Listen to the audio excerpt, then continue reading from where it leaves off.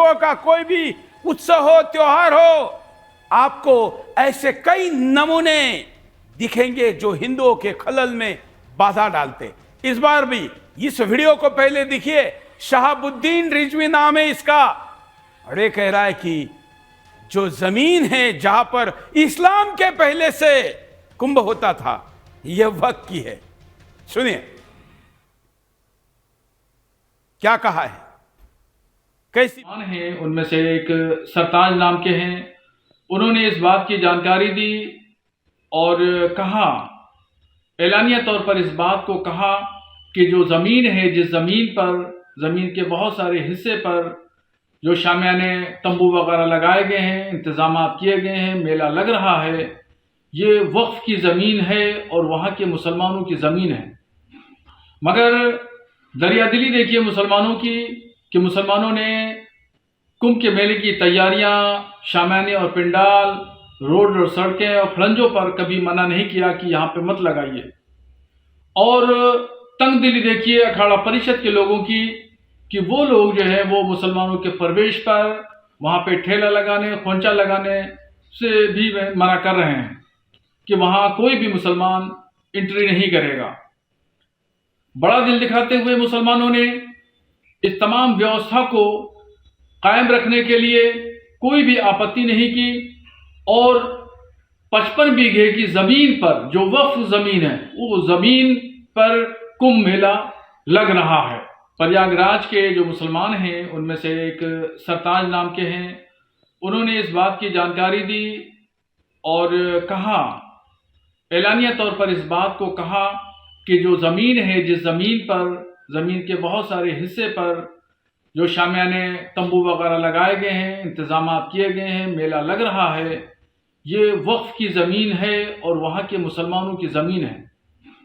मगर दरियादिली देखिए मुसलमानों की। तो आपने देखा कि लगातार क्या हो रहा है, किस तरीके से यह अपमानित किया जा रहा है और कैसे हर बार हिंदुओं का कोई उत्सव हो, कोई आनंद का बात हो या कहीं पर हिंदुओं को सुकून मिलता हो, कहीं उनकी धार्मिक भावनाओं का वो पूर्ण वहन करने के लिए जाते हो, तो उसमें खलल डालने वाला कोई ना कोई सामने आ जाएगा। हिंदू द्रोह का काम करने वाले सारे नमूने हैं जो हिंदुओं के हर उत्सव में पत्थर फेंकने वाले और बयान देने वाले में कोई अंतर नहीं है, एक सब एक जैसे हैं।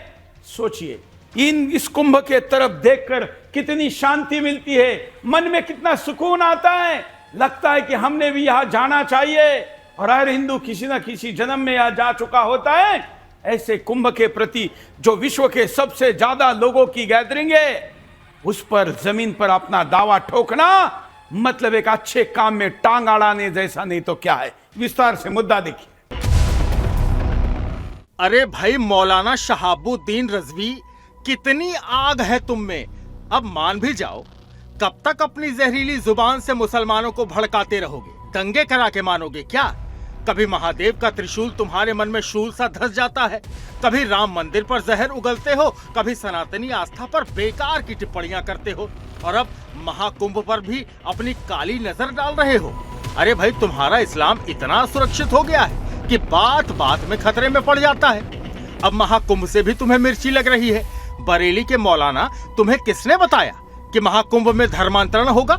ये खेल तो तुम्हारे हैं, लेकिन शर्त है उस पर कभी फतवा जारी नहीं किया होगा। हिंदुओं की आस्था पर सवाल करने वाले तुम होते कौन हो? सब जानते हैं तुम्हारी मजहबी नफरत वाली दुकान इसी प्रोपेगेंडा पर चलती है।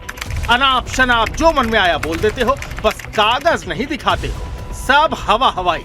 मौलाना जरा एक बात तो बताना, ये जो तुम्हारी तबलीगी जमात वाली टूल किट चोरी छिपे इस्तेमाल कर रही है इतने बड़े पैमाने पर, उस पर तो तुम्हारी घिग्गी बंध गई, गला चौक हो गया होगा। अब कैमरे से छुपाकर क्या कर रहे हो इस्तेमाल के नाम पर? बताओ जरा, सवाल हम भी पूछते हैं, बताओ। और जो महाकुंभ हिंदू धर्म का सबसे पवित्र आयोजन है, तुम्हें ये भी नहीं पचा, उस पर भी सवाल उठाने शुरू कर दिए। महाकुंभ सिर्फ एक पूजा नहीं है, ये वो अद्भुत यात्रा है जिसमें लाखों करोड़ों लोग मोक्ष पाने के लिए जुटते हैं। पर तुम्हें तो सिर्फ हिंदू आस्था और धर्म पर सवाल उठाने का मौका चाहिए।